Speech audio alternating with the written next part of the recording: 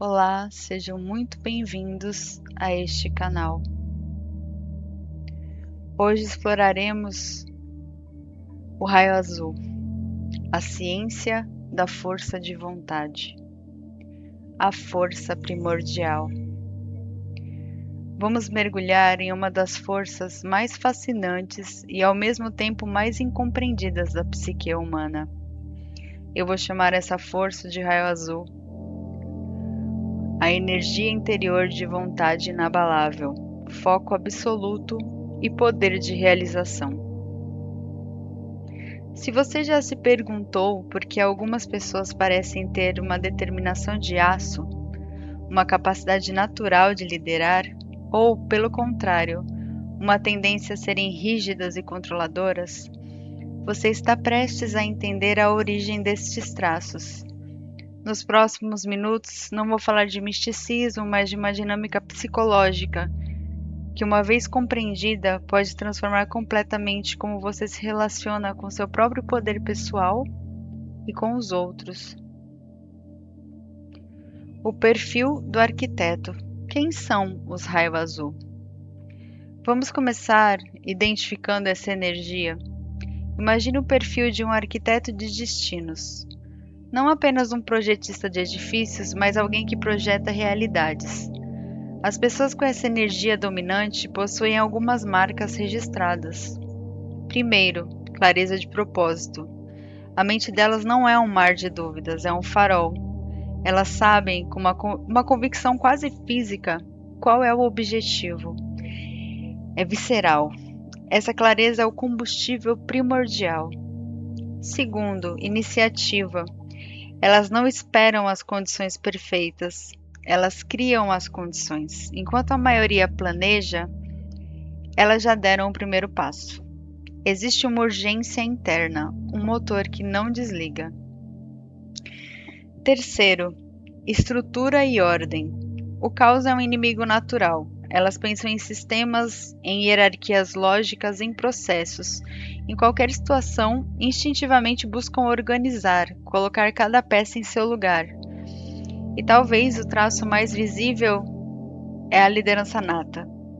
Em um grupo, mesmo sem um título, elas emergem. Em uma crise, os olhos se voltam para elas. Não é necessariamente uma busca por poder, mas uma autoridade natural que parece emanar da confiança em suas próprias decisões. Elas são a coluna vertebral de qualquer empreendimento, a força que segura o teto. A sombra da força. As armadilhas da vontade indomada. Agora vamos ao ponto crucial. Toda força, quando não é conscientemente gerenciada, cria sua própria sombra. E com a energia da vontade pura, essa sombra é profunda e potencialmente destrutiva. Essa é a parte mais importante para o autoconhecimento, até porque isso facilita com que acolhemos esse lado nosso, para podermos trabalhar e curar. A primeira e maior armadilha é a confusão entre liderança e autoritarismo. A linha é tênue. A mesma convicção que inspira pode se tornar teimosia cega. A mesma capacidade de decidir rápido pode virar imposição. O grande desafio é responder honestamente: estou servindo a um propósito maior? Ou estou servindo ao meu próprio ego que quer estar certo e no controle? A segunda armadilha é a frieza relacional, o foco absoluto na tarefa, no resultado, na meta.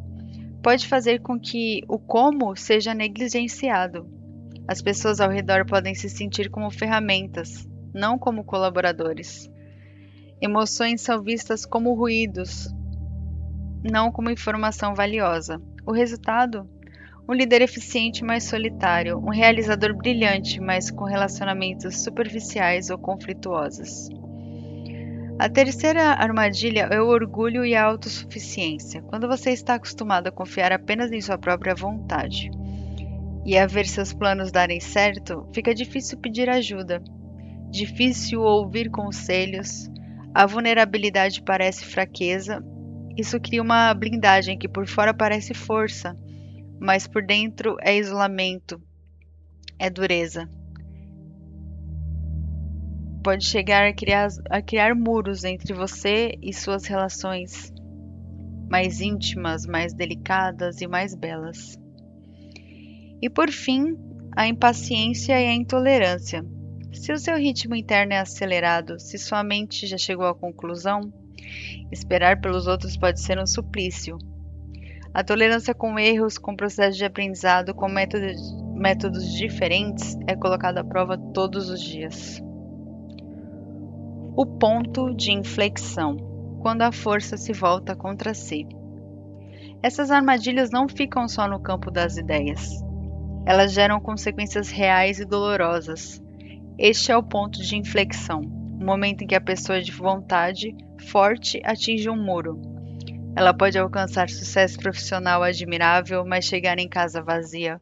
Pode construir um império, mas se perceber incapaz de construir uma relação profunda.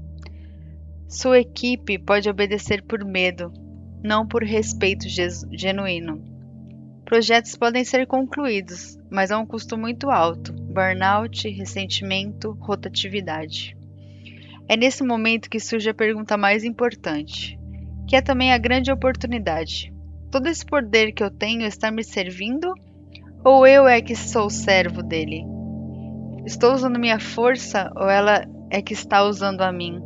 É o início da verdadeira jornada, a jornada de dominar a própria força, em vez de ser dominado por ela. A alquimia do poder, transformando força bruta em liderança sábia. Como então realizar essa alquimia? Como transformar a vontade egóica em direcionamento sábio? Não é sobre se tornar fraco, é sobre se tornar eficaz de uma maneira sustentável e humana. São mudanças de práticas e de perspectiva. Prática 1.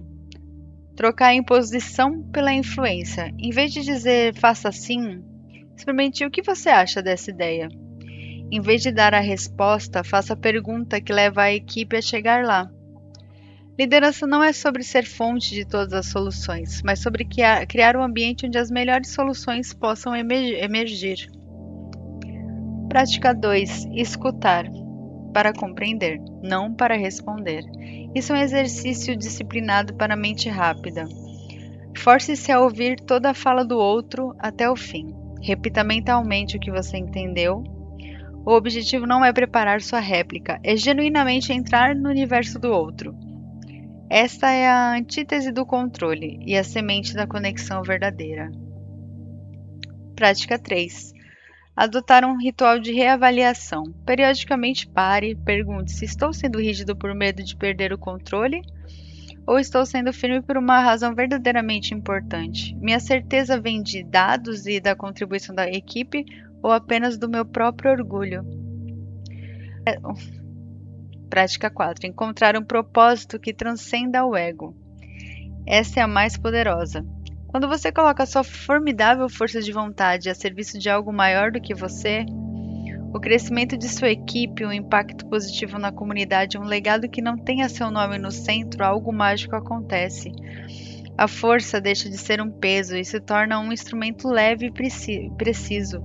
O foco deixa de ser eu quero e passa a ser isso precisa acontecer.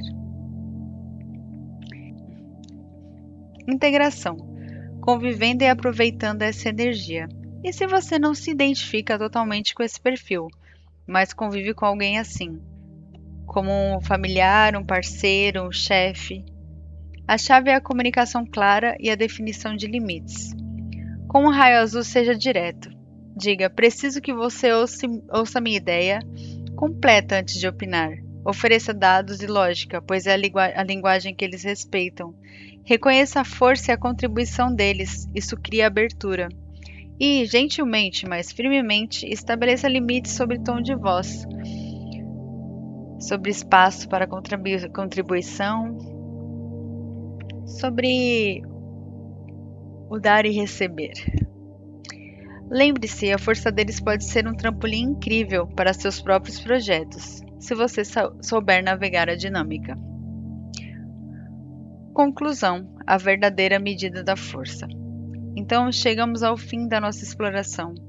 O raio azul Essa força de vontade pura não é um destino imutável, é um potencial para construir ou para destruir, para unir ou para separar. A verdadeira medida dessa força não está no que ela conquista contra o mundo exterior, mas no que ela conquista contra seus próprios excessos internos. Não está em quantos seguidores você comanda, mas em quantas pessoas você genuinamente desenvolve. Não está em quantos obstáculos você derruba, mas em quantas pontes você constrói. A jornada de domar essa força é, na verdade, a jornada de se tornar plenamente humano, de integrar o poder com a compaixão, a decisão com a escuta, a firmeza com a flexibilidade. E essa jornada começa com uma única pergunta, que deixo hoje para você refletir: para que ou para quem eu estou usando a minha força hoje? Obrigada pelo seu tempo, até a próxima. É um prazer e estou muito grata com a sua presença aqui. Até mais.